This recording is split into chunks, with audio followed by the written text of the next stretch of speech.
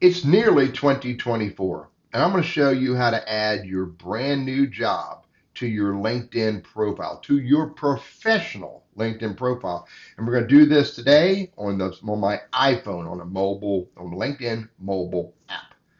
So it's really pretty easy. You scroll down here to your experience section. And here's my experience section. If your current job, you've left it to go to the new company, you might want to edit it. You hit this the pencil in the right-hand corner to the right of the plus. And when you hit that pencil, I can edit this position right here by hitting the pencil again. And then I can just scroll down here to where it says I'm currently there, uncheck that. And when I uncheck that, now I have to put an end date. And when I put my end date, I have it wants me to put month and year. I can leave month blank and just put the year if I want to. And then when I hit done, and then when I hit save, that job has been ended. I've left that job. I'm not going to do that on this one. So I'm going to leave it like it is. Actually, I'm not even going to save this. I'm going to discard. And let's talk about adding a new position. So again, I can do it in the experience section right here just by simply hitting the plus right here. Add a new position or just add position. Now, when you do this, pay attention to up top here where it says notify network. Mine is turned off, so it's not going to send out a post that says I have a new job, and it's also in this case not going to send out updates when I have job work anniversaries. I turn it off. You may want to turn it on and let your network know that you have this new job. Specifically, you would turn that on if you were really proud of this new job and you want everyone to know you are in that new role, maybe with that new company. I'm going to leave it off.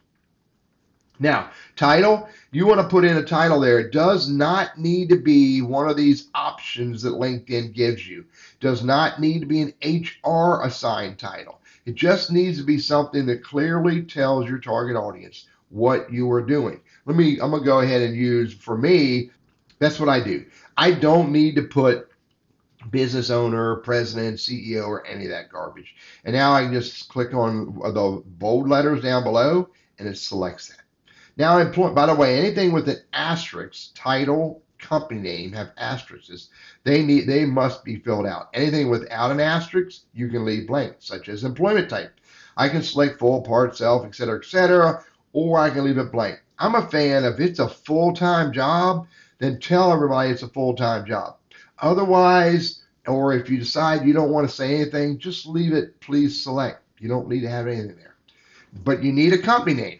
Now, the company name could be a LinkedIn company that's on here, like, Burriss Consulting is on in LinkedIn, has a company page. There it is right there. You start typing and then you click on it to select it to put it in there. Or if you want to, if the company doesn't exist on LinkedIn, but the company is, in fact, Teddy's Consulting Company, whatever the name is. It doesn't need to be on LinkedIn, but you need something in here. There it is, Teddy's Consulting Company. I can select that. Now note, if it's not a existing LinkedIn company page that's built out, you're going to get the ghost icon, which you see right to the left of the word Teddy. That means that name does not exist as a LinkedIn company page. But that's okay. It's not a problem. Location. Maybe you want to tell people what city, region, state, or country you're working in. But you don't have to. You can leave it blank. But when you go to type in, United States, UN, you can get that. If you want to type in North Carolina, it may pull up North Carolina, United States, and put something in there. But again, you don't need to have anything. Location type. This is a fairly new as of a couple years ago. I can tell everybody it's hybrid, it's on-site, or it's remote. Or leave it blank if I want to.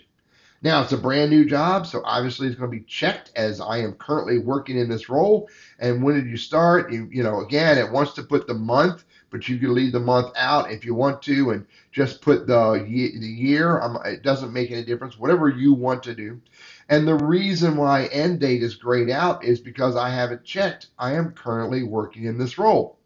Now, further on, I don't recommend you do it here. I recommend you go to each position and evaluate each position. You could turn off all of these positions right here that if you're no longer working there, just check them and it'll turn them off. Now, you can, furthermore, you can change the industry here if you want to. Maybe you need to change industry, maybe you don't need to, but you can do it here, or you can change that when you edit your top card or the very first area of your LinkedIn profile. Now, this is really important. You get 2,000 characters for the description field. I recommend in this description field, you tell your target audience, the people who are important to you in the context of the work that you're doing, I recommend you tell them what you are going to do to create value in this new job. What are you going to do? What problems are you going to solve? What value you're going to provide, et cetera, et cetera. Doesn't need to be 2,000 characters, but speak a little bit to what you are going to do in this role in the context of the role. Another one you could change is your profile headline. Again, I suggest that you do that by manually editing the top card. You don't need to change that here unless you want to. You could if you want. And the last two areas of a new position are skills, add skills, and or media. You could add the top 5 skills that are most important, relevant to this role here. And you can also show some rich media, a PDF, maybe a LinkedIn post attached to this new position. But you don't have to. You can leave both of those blank and ignore them. And once you've completed it and you've gotten to the bottom, what I recommend you do is go back to the top, review it, make sure you have no ridiculous grammatical or typos. You don't want to be perceived as the project manager or a public relations manager, the ugly spell checking problems. But go through it, make sure it is what you want, look at what else you may want to change, and then once you're done, hit save. I could broadcast this in a post if I want to, or skip that. For some reason or other, LinkedIn feels it's important when I add a new position for me to add new connections. I typically skip that. And there is my new position, very scantily added to my professional LinkedIn profile. I really should have put some description in there. Using the mobile app, I am now done adding my new job to my LinkedIn profile.